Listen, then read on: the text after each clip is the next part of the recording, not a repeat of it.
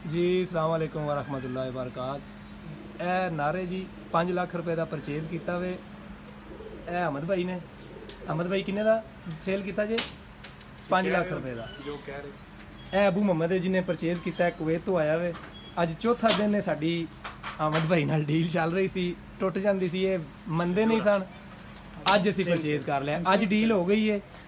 ए नारे ये पिछे मादी बैठी है जी, ए मादी अहमद भाई ने गिफ्ट की है अबू मोहम्मद ने।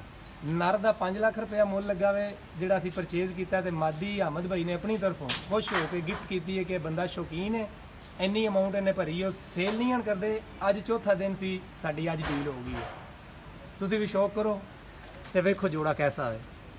अहमद भाई की फेसबुक से कबूतर दी तस्वीर लगियां ने। मैं अगे 2 बारी आया तो शौक नहीं किया, शौक आ के जो किया तीसरे दिन तो अल्हम्दुलिल्लाह बड़ा मज़ा आया वे। ए कबूतर जे माशाल्लाह अहमद भाई ने बड़ा वर्क किया। अस्सलाम वालेकुम। वालेकुम सलाम।